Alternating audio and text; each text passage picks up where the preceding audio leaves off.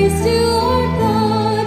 He is the Lord. Sa ngalan ng Ama, ng Anak, at ng Espiritu Santo, Amen. sumainyo ang Panginoon. At sumayo rin. Mga kapatid, minsan pa tayo lumalapit sa banal na misa, dinadala natin ang ating mga iba't ibang dasal, dinadala natin ang ating mga iba't ibang panalangin sa Diyos. Minsan pa, mga kapatid, tayo nagtitipon sa banal na misa, pinagdarasal natin ang ating mga pinagdadaanan, ang ating mga panaginip. Pagdasal din natin ang mabilis sa kagalingan ng ating mga kapatid na may sakit. Maaaring kaya may sakit ka dahil palagi ka nag-iisip tungkol sa pera. Mga kapatid, hayaan mo ang pera. Unahin mo, isipin at sundan, gawin ang kagustuhan ng Diyos. Dahil kahit na may pera ka, kung hindi ka papagalingin ng Diyos, hindi ka lalakas, hindi ka magkakaroon ng kalusugan. Dahil madalas sa iyong pag-aalala, kaya lalo kang nanghihina. Kaya naman, lumapit tayo na may pagpapakumbaba at tiwala sa Diyos. Maniwala tayo na siyang magbibigay sa atin ng panibagong buhay. Sa mga napakaraming beses na kung saan inubos natin ang ating buhay at lakas dahil lang sa paghahabol natin sa pera at kayamanan, ngin natin muli ang awa at pagpapatawad ng Diyos para tayo makitang karapat-dapat makatanggap sa mga banal na misteryo. Inaamin ko Sa makapangyarihang Diyos at sa inyo mga kapatid, na lubha akong nagkasala sa isip, sa salita, sa gawa at sa aking pagkukulang.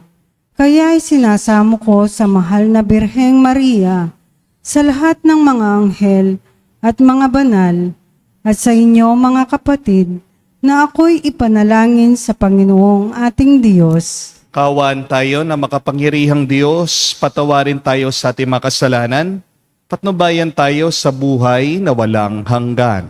Amen. Panginoon, kaawaan mo kami. Panginoon, kaawaan mo kami. Kristo, kaawaan mo kami. Kristo, kaawaan mo kami. Panginoon, kaawaan mo kami. Panginoon, kaawaan mo kami. Manalangin tayo. Ama naming makapangyarihan, ang paglingkuran ka ayon sa iyong kasiyahan ay kaloob ng iyong binibigay sa iyong mga hinirang. Gawin mong iyong mga pangako ay aming mapakinabangan ayon sa paraan iyong kinalulugdan. Sa pamagitan ni Jesucristo kasama ng Espiritu Santo, magpa sa walang hanggan. Amen.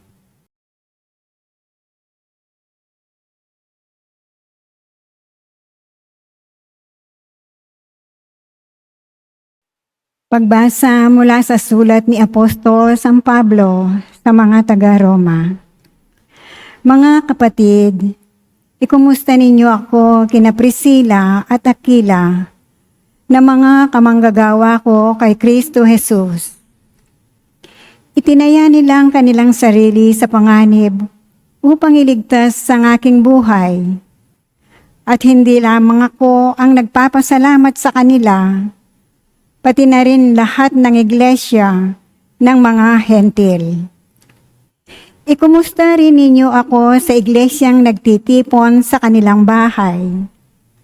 Ipaabot din nyo ang aking pangungumusta sa mahal kong kaibigang si Epeneto, na siyang unang sumampalataya kay Kristo doon sa Asya.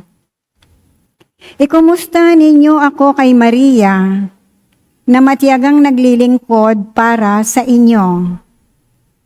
Ikumusta ninyo ako sa mga kababayan kong sina Andronico at Junia, na nakasama ko sa bilangguan.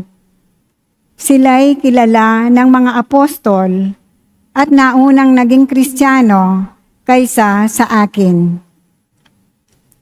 Ikumusta ninyo ako kay Ampliato, na aking minamahal sa Panginoon, kay Urbano, na kamanggagawa natin kay Kristo, at sa mahal kong kaibigang si Estakis.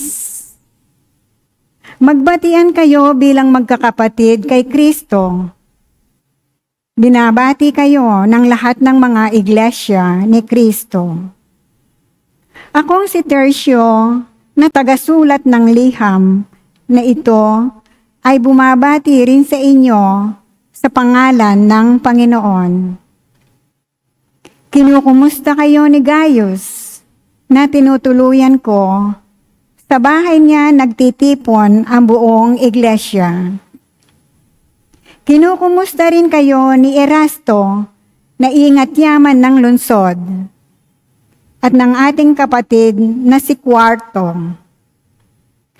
Purihin ang Diyos na makakapagpatibay sa inyong pananampalataya sa pamamagitan ng magandang balita tungkol kay Hesukristo na ipinapangaral ko. Ang magandang balitang iyan ay isang hiwagang nalihim sa loob ng mahabang panahon. Subalit sa utos ng walang hanggang Diyos ay nahayag ngayon sa lahat ng bansa sa pamamagitan ng mga isinulat ng mga propeta upang ang lahat ay sumampalataya at sumunod sa Kanya. At ngayon, sa pamamagitan ni Hesukristo, purihin natin ang iisang Diyos, ang ganap na nakakaunawa sa lahat ng bagay. Amen. Ang salita ng Diyos. Salamat sa Diyos. Pupurihin ko ang iyong pangalan magpakailanman. Pupurihin ko ang iyong pangalan magpakailanman. Aking pupurihit, pasasalamatan siya araw-araw. Di ako titigil ng pasasalamat magpakailanman. Dakila ka, Yahweh, at karapat-dapat na ika'y purihin. Kadakilaan mo'y tunay na mahirap naming unawain. Pupurihin ko ang iyong pangalan magpakailanman. Sa alinmang lahi ang iyong ginawa ay papupurihan. Ihahayag nila ang mga gawa mong makapangyarihan. Ang karangalan mo at pagkadakilay ipamamalita, at isasaysay ko ang mga gawa mo na kahanga-hanga. Pupurihin ko ang iyong pangalan magpakailanman. Magpupuring lahat sa iyo, O Yahweh, ang iyong nilalang. Lahat mong nilikha ay pupurihin ka at pasasalamatan. Babanggitin nilang tunay na dakila ang iyong kaharian at ibabalitang tunay kang dakilat makapangyarihan. Pupurihin ko ang iyong pangalan magpakailanman.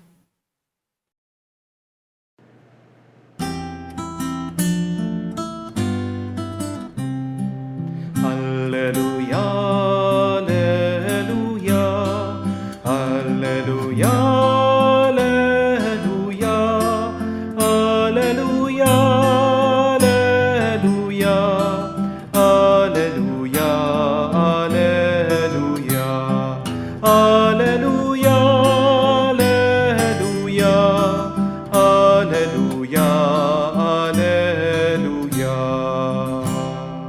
Hindi kaila sa inyo ang kagandahang loob ng ating Panginoong Hesukristo.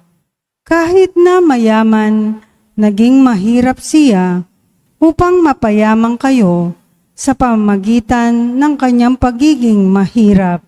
Aleluya, aleluya. Sumainyo ang Panginoon. At sumayo rin. Ang mabuting balita ng Panginoon ayon kay San Lucas. Papuri sa iyo, Panginoon. At nagpatuloy si Jesus sa pagsasalita. Kaya't sinasabi ko sa inyo, gamitin ninyo ang kayamanan ng mundong ito sa paggawa ng mabuti sa inyong kapwa, upang kung maubos na ang iyon, ay tanggapin naman kayo sa tahanang walang hanggan. Ang mapagkakatiwalaan sa maliit na bagay ay mapagkakatiwalaan din sa malaking bagay. Ang mandaraya sa maliit na bagay ay mandaraya rin sa malaking bagay. Kaya kung hindi kayo mapagkakatiwalaan sa mga kayamanan ng mundong ito, sinong magtitiwala sa inyo ng tunay na kayamanan? At kung hindi kayo mapagkakatiwalaan sa kayamanan ng iba, sino ang magbibigay sa inyo ng talagang para sa inyo? Walang aliping maaaring maglingkod ng sabay sa dalawang Panginoon, sapagkat kamumuhian niya ang isa at iibigin ng ikalawa. Paglilingkuran ng tapat ang isa at hahamakin ang ikalawa. Hindi kayo maaaring maglingkod ng sabay sa Diyos at sa kayamanan. Nang marinig ito ng mga Pariseo, kinutya nila si Jesus sapagkat sakim sila sa salapi. Kaya't sinabi niya sa kanila, nagpapanggap kayong matuwid sa harap ng mga tao, ngunit alam ng Diyos ang nilalaman ng inyong mga puso, sapagkat ang tinuturing na mahalaga ng mga tao ay kasuklam-suklam sa paningin ng Diyos. Mga kapatid, ang mabuting balita ng ating Panginoon. Pinupuri ka namin, Panginoong Jesucristo. Magandang araw po muli sa inyong lahat. Gusto niyo po bang makilala ang totoong ugali ng mga kapamilya at kamag-anak niyo? Simple lang po ang gawin niyo. Pagmasdan niyo sila sa lamay o sa libing ng patay. Lalong-lalo na, bantayan niyo po, tignan niyo yung ugali nila kapag pera ng pinag-uusapan. Ang dami ko po kasing nakakausap na kapag pera na ang issue, nagbabago ng ugali ng mga kamag-anak at kapamilya nila. Meron po tayong isang follower, kwento po niya sa akin, nung daw po naghihingalo ang tatay niya, ito pong nanay niya, mas concerned pa daw dun sa mga titulo ng lupa. Nag-aagaw buhay na yung matanda. Sabi pa ng nanay niya, bilisan mo, papirmahan mo, baka mamatay. Nakakalungkot po, no? Mas mahalaga pa ang pera at kayamanan kesa sa mismong buhay ng kanyang minamahal. Ang nakakatawa kasi, habang buhay tayo, nagkakakanda, kuba-kuba tayo, hinahabol para tayo'y magkapera lang. Pero kapag namamatay na ang tao, hindi naman po pera ang kanyang naiisip. Ang dami ko na pong inanoy, ni isa. Wala po akong narinig. Hinahanap nila ang kanilang pera. Ano po ang sabi ng mga naghihingalo, ng mga namamatay? Anong kanilang hinahanap? Yung kanilang mga minamahal. O kaya naman ang kanilang bukang bibig. Humihingi sila ng patawad, ng awa sa Diyos. Yan lang po ang hinahanap ng taong namamatay. At ang huling salita ng tao, bago siya lumisan dito sa mundo, kadalasan po, 3 salita lang ang maririnig nyo galing sa kanilang mga labi. Una, salamat. Pangalawa, pasensya na. Pangatlo, mahal ko kayo. These are the only 3 words that you would hear from a dying person. Thank you, I'm sorry, and I love you. Hanggang kailan kaya tayo matututo, mga kapatid? Money is not the most important thing in this world. And yet, what are we doing? We are killing ourselves. We are sacrificing our life just so to have money. Masyado nating ginagawang cheap ang ating buhay. Puro pera na lang ang ating hinahabol. Hindi po ba? May nagsaserve din po ako sa parokya. Nakwento po niya. Nung namatay daw po ang kanyang mister, nabigla po siya nung nalaman niya doon sa lamay ng patay. May sariling donation box daw po yung kapatid ng mister niya. Bago daw po pumasok sa bahay at dumungaw yung mga tao para tignan yung patay, nandun daw po sa labas yung mga kapatid ng yumao, naniningil ng abuloy. At pagkatapos po ng libing, di man daw po nila binigay yung pera doon sa misis ng kapatid nila. Ang masaklap pa po, gusto daw ng mga magkakapatid, lahat ng gastos sa libing, dapat yung asawa daw ang magbayad. Wow! Ang galing po, no? Ginawang negosyo ang patay. Gusto, kita lahat, hindi mang gumastos, kahit mamuhunan lang, walang pinalabas, walang binigay. Ang hindi pa po alam nitong misis, nalaman na lang daw po niya, pumunta daw po agad sa SSS. Itong mga magkakapatid. Kinukuha daw po yung death benefit nung kanilang kapatid. Inunahan pang misis, gusto daw nila silang makakuha nung pera kahit kapatid lang sila. O di ba? Ang takaw sa pera. Tanong ko po sa inyo, makatao ba yung ginawa nila? Patay na ang tao, pinipiga pa para magkaroon lang sila ng pera. Anong tawag mo doon? Walang puso. Di po ba? Kaya nga, totoo yung kasabihan eh. Money brings out the animal in us. Minsan, mas masahol pa tayo sa mga hayop eh. Di po ba? Buti pa yung mga hayop, may kabusugan. Tayong mga tao, meron na tayo, hindi pa sapat, hindi tayo nakokontento. Hindi po ba? Kaya nga, mababasa nyo din po sa Biblia that money brings out the devil in us. Ano po nakasulat sa Biblia? That the desire for money is the root of all evil. Hindi masama ang pera. Nagiging masama tayo dahil sa pagnanais nating magkaroon ng pera. Amen? Kapag pera na lang ang ninanais mo, tingnan mong ugali mo, walang kamag-anak, walang kapatid, walang kaibigan. Kaya ingatan niyo po ang puso niyo. Wag lang puro pera ang hanapin niyo. Dahil sisirain niya ang relasyon niyo sa inyong kapwa at sa Diyos. Di po ba? Ang pagnanais mo sa pera, ang kanser ng iyong kaluluwa. Kaya nga, pinapaalala sa atin ng ating Panginoong Jesucristo. Jesus said, and He reminds us today, that we should use filthy money to make friends for ourselves. This means, money should bring out our goodness, our holiness, our godliness. Hindi masama ang pera. Ang masama ay yung paraan mo para magkapera ka. Amen? Pwedeng maging mabuti ang pera, kapatid, kapag ginagamit mo yan para mas makapagmahal ka pa sa iyong kapwa. Mabuti ang pera kapag ginagamit mo yan para paglingkuran mo ang Diyos at ang kanyang simbahan. Remember that God also tests us by using money. God uses money to see if we are worthy for heaven. Sabi nga, if you cannot be trusted with this honest wealth, how can God trust you with true wealth? Ang pera, maliit lang na bagay yan. Mas malaking bagay, mas mahalaga ang kalangitan. Mas mahalaga, kapatid, ay ang iyong kaluluwa. Unawain po natin, mga kapatid, ang pera ay salamin ng ating kalooban. Money mirrors what is happening inside of you. Hindi mo naman kailangan na sobra-sobrang dami ng pera. Hindi po ba?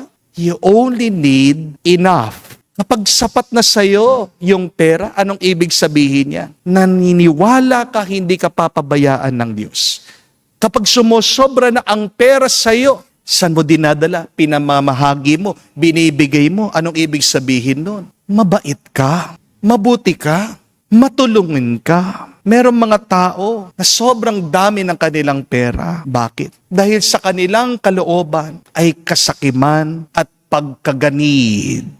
Amen? Pero pagmasdan niyo po, yung itsura nitong mga taong napakatakaw sa pera, hindi tumitigil nagtatrabaho para lang magkaroon ng salapi. Pansinin niyo po ang kanilang mga muka. Haggard sila, stress sila, ang tatanda ng itsura. Very unhealthy sila. Kahit na itago po nilang kanilang itsura sa makeup, sa magandang damit, lilitaw at lilitaw pa rin ang totoo. Di po ba? Pero kung ang nasa loob mo ay pagmamahal, kahit nakakaunti lang ang iyong pera, masaya ka, payapa ka. Yan ang nakikita sa iyong muka. Amen? Kapag mabuti ang kalooban mo, makikita mo, mismo ang pera na ang lalapit sa iyo, galing yan sa Diyos. Kasi ang pera ay lakas na binibigay ng may kapal para pagpatuloy mo ang misyon na pinapagawa niya sa iyo. Money is also energy. When God gives you money, it means God wants you to do something. Kapag wala ka pang pera, baka may mali kang ginagawa. O kapag nagkukulang ka sa pera, baka nagkukulang ka rin sa pananalig at tiwala sa Diyos. Magiging mas pinagpala ka, kapatid, kung uunahin mong palaging mahalin ang Diyos. Huwag mong uunahin ang pera. Kapag hinahabol mong pera, parang paru-paro yan, lilipad at lilipad, iiwasan at iiwasan ka. Magandang pagnilayan. Anong nagiging ugali ko at pagkatao dahil lang sa pagnanais ko na magkaroon ng pera? Tandaan niyo po ang kasabihan that there are 2 times that we are tested in our life. The first one is when we do not have anything. But second is when we have everything. Money tests your character. Whether the lack of money or the abundance of it in your life, it is both a test.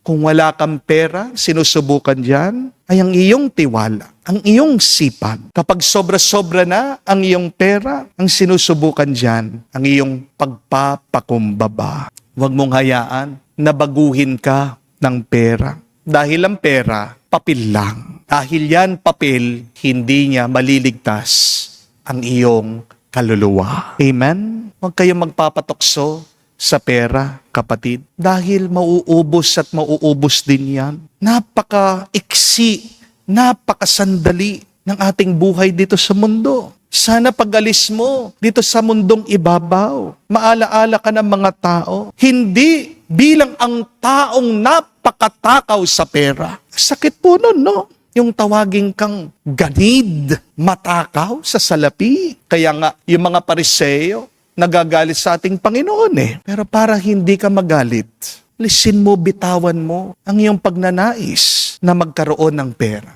Harinawa, sana pagkatapos ng iyong buhay dito sa mundo, maalaala ka ng mga tao bilang ang mabuti at napakabait na tao dahil handang tumulong at magbahagi sa iba. Ang dasal po tayo, mga kapatid, naway baguhin ng Diyos ang ating mga loob. Huwag na huwag tayong magpapabago dahil lang sa pagnanais natin sa pera. Hingin natin ang banal na Espiritu para magkaroon tayo ng katalinuhan. Magamit natin ng tama ang pera at kayamanan na binibigay ng Diyos. Dahil sabi ni San Clemente, ang kayamanan kung ginagamit mo lang sa tama ay magiging mabuti at maaaring makatulong sa kaligtasan. Kapag nakikita ng Diyos, pagkakatiwalaan ka niya sa kakaunting pera, kapag ginagamit mo yan sa tama, sa pagsunod sa kanyang kagustuhan, maghintay ka lang. Malapit na, uulan pa. Mas maraming biyaya, sobra-sobra. Amen.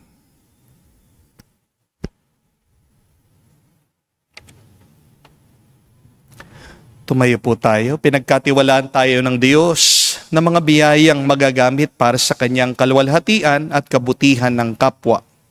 Idalangin natin na maging responsable nawa tayo sa lahat ng ito at maging karapat-dapat sa kanyang pagtitiwala. Ating sabihin, Panginoon, dinggin mo kami. Panginoon, dinggin mo kami. Bilang simbahan, tayo naway maging mapagkakatiwalaan sa ating paglilingkod sa mga dukha. Manalangin tayo sa Panginoon. Panginoon, dinggin mo kami. Ang mga opisyal ng gobyerno naway maging responsable at tapat sa paggamit ng mga ari-arian ng gobyerno. Manalangin tayo sa Panginoon. Panginoon, dinggin mo kami. Atin naway mapaglabanan ang pagkagahaman sa pamamagitan ng pagiging mapagbigay araw-araw. Manalangin tayo sa Panginoon. Panginoon, dinggin mo kami. Sa katahimikan po ng ating puso, banggitin natin, sabihin natin sa Diyos ang ating mga personal na pangangailangan. Makalangit na Ama, tulungan mo kaming wag na matangay ng tukso ng salapi bagkus hanapin ang tunay na kayamanan ng iyong kaharian. Hinihiling namin ito sa pamagitan ni Kristo, aming Panginoon. Amen.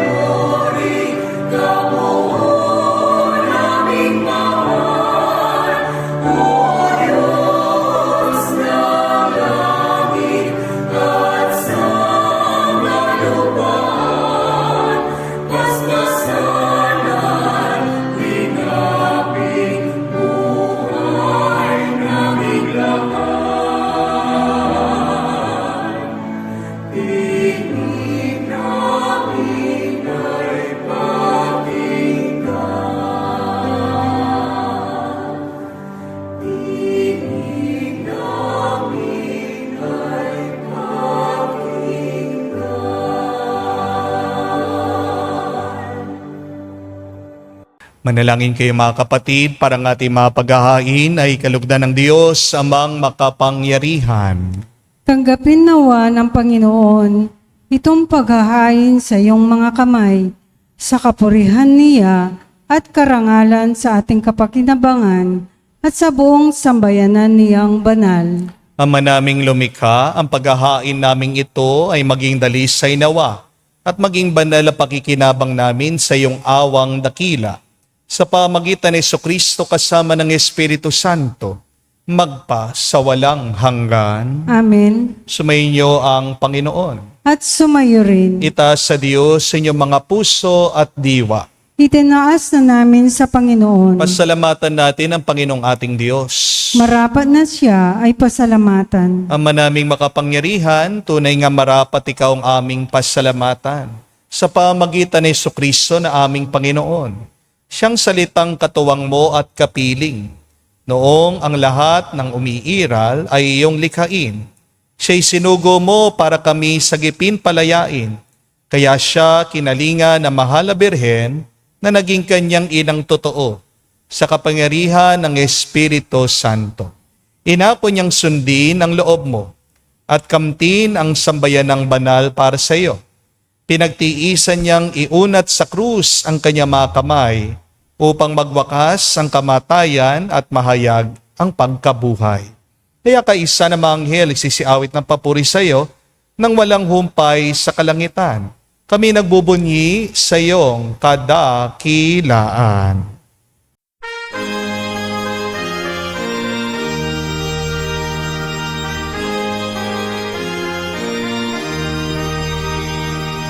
Santo, Santo, Santo, Panginoong Diyos ng mga hukbo. Napupuno ang langit at lupa ng kadakilaan mo.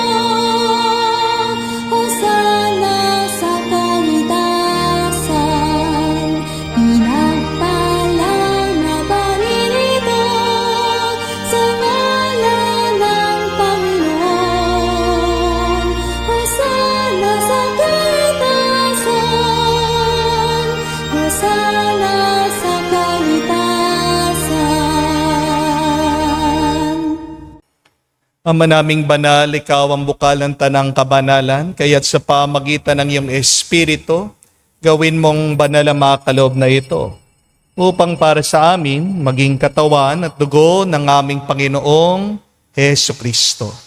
Bago niya pinagtiis ang kusang loob na maging handog, hinawakan niyang tinapay, pinasalamatan kanya.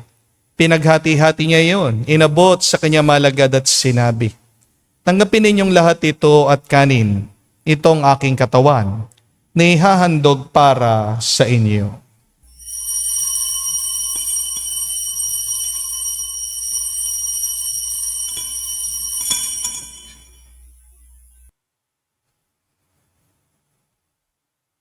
Gayon din naman, nung matapos ang hapunan, hinawakan niyang kalis, muli kanyang pinasalamatan.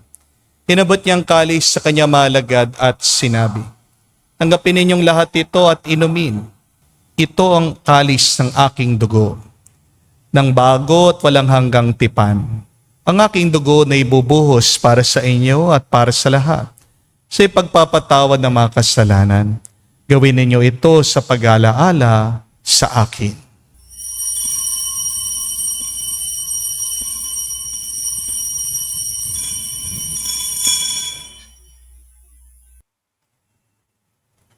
Ang misteryo ng pananampalataya.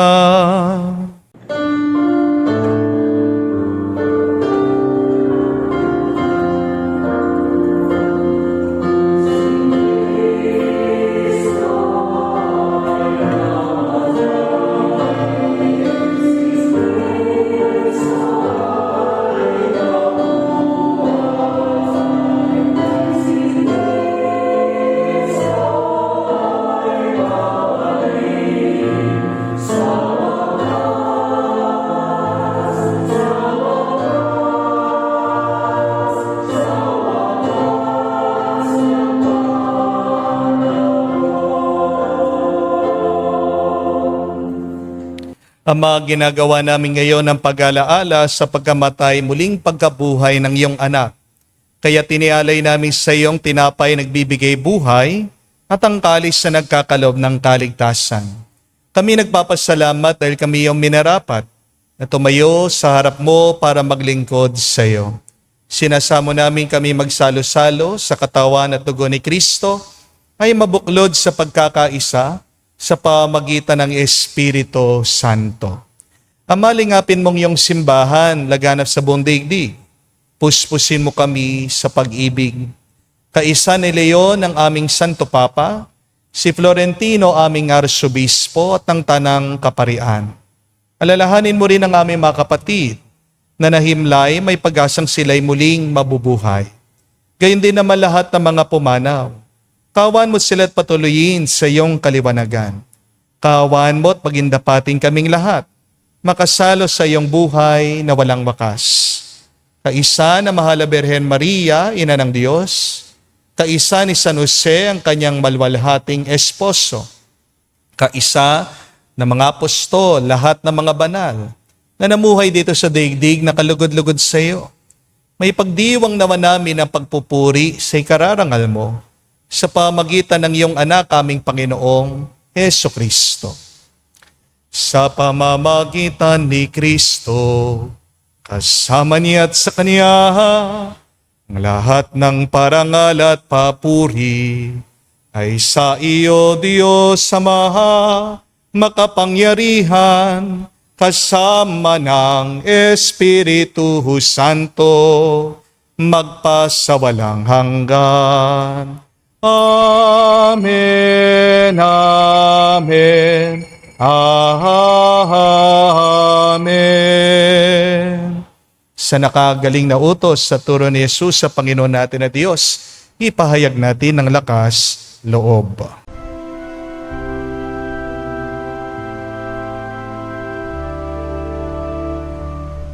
Ama namin, sumasalangit ka, sambahin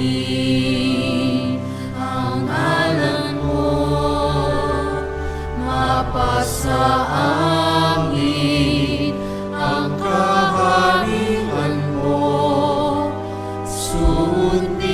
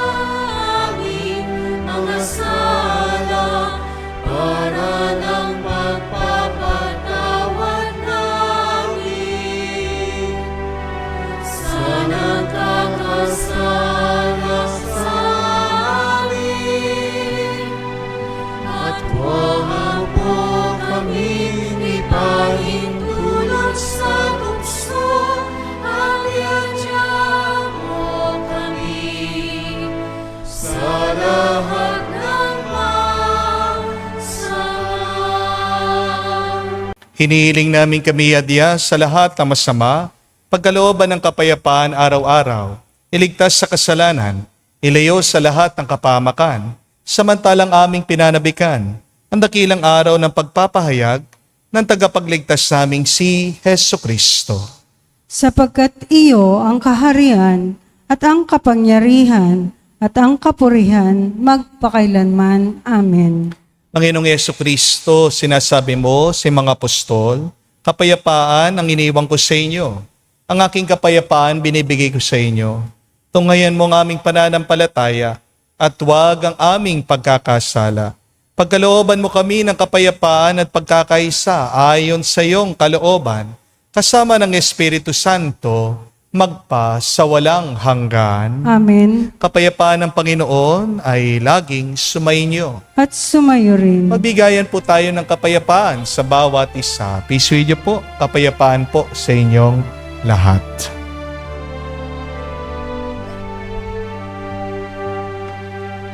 Cordero ng Diyos na nag-aalis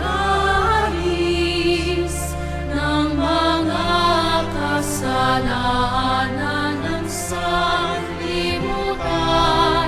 maawa ka sa amin. Maawa ka sa amin. Cordero ng Diyos na nag-aalis ng mga kasalanan ng sanlibutan, maawa ka sa amin. Maawa ka sa amin. Cordero ng Diyos na nag-aalis ng mga kasalanan ng sanlibutan, ipagkaloob mo sa amin ang kapayapaan.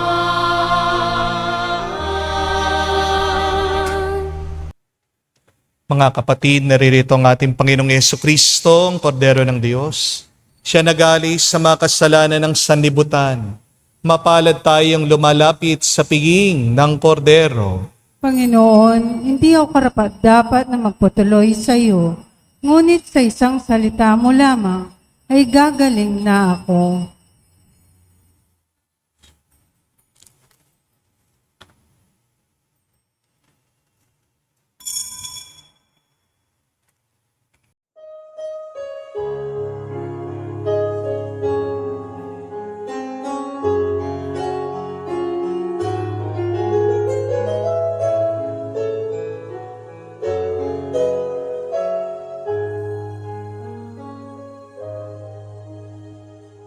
Stay with me, Lord, that I may never forget you. Stay with me, Lord, because I need. Stay with me, Lord, for you are my life. Stay with me, Lord, for you are my life. Oh, I need you, Lord Jesus, in this night of exile. Stay with me, Lord Jesus, in the breaking of the breath of darkness, disperses all darkness.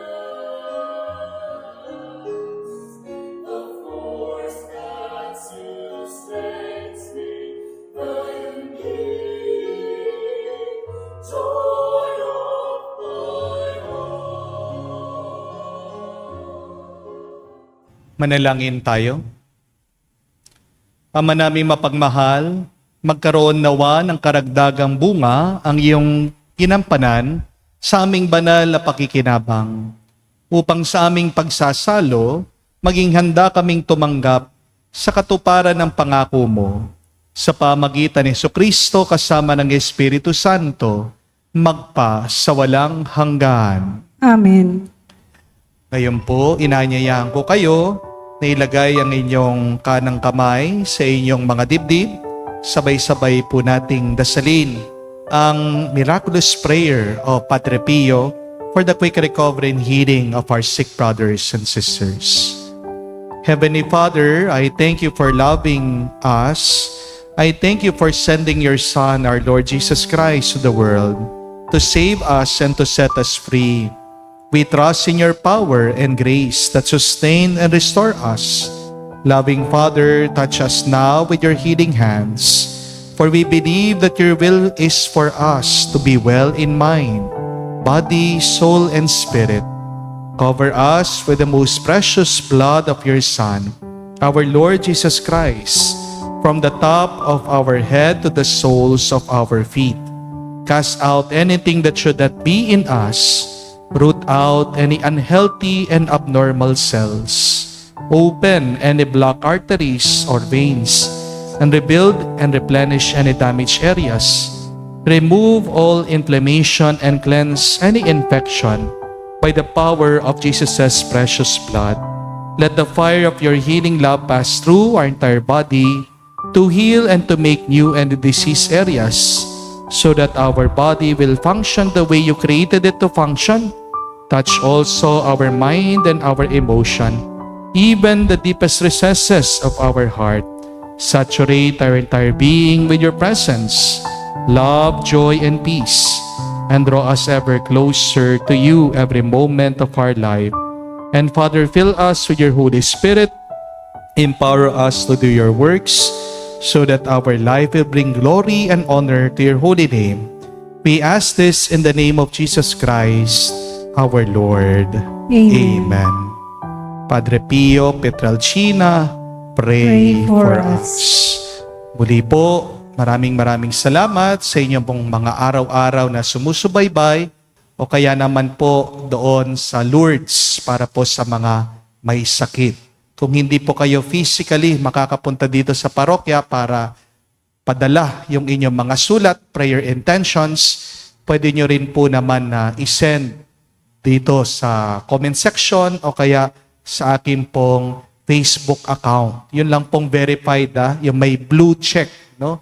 At ipiprint ko po at dadalhin, iiwan ko po, no? Please specify kung saan niyo po gustong paiwan, kung kay Padre Pio ba o doon po sa Lourdes, no? Kay Padre Pio para po doon sa mga meron talagang matindi na pinagdadaanan. Sa Lourdes naman po para sa ating mga kapatid na malubhang karamdaman sa mga humihingi ng mabilis na kagalingan. So, padala nyo lang po dito. No? May isang araw pa po ngayong linggo bago po ako lumipad papunta doon sa Europe para ipagdasal ko kayo. At muling paalaala lang po, kapatid, na ang pera ay pagsubok sa ating pag-ugali, sa ating pagkatao. Sana hindi lumabas ang demonyo sa iyo dahil lang sa pagnanais mong magkaroon ng pera. Pero gamitin mong perang yan para lumabas ang kabutihan, ang kabanalan na tinanim na ng Diyos sa iyo. When God gives you money, it means God has entrusted you with His grace.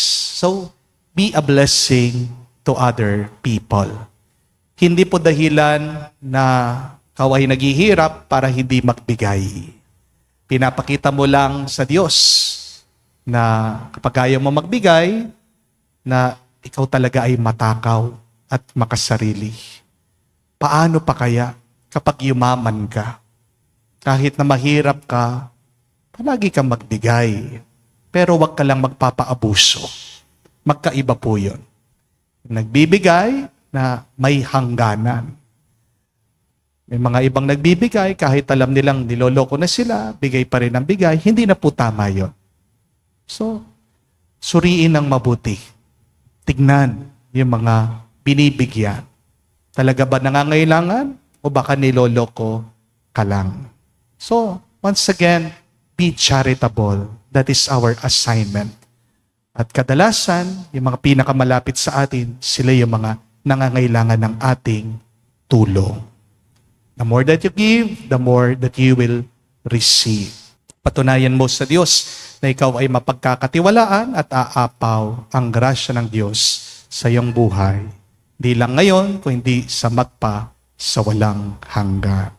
Sumainyo ang Panginoon. At sumayo rin. At kayo'y basbasan ng Diyos, makapangyarihan sa lahat. Sa ngalan ng Ama, ng Anak, ng Espiritu Santo. Amen. Ang ating misa'y natapos na. Humayo kayo sa kapayapaan ni Kristo. Salamat sa Diyos.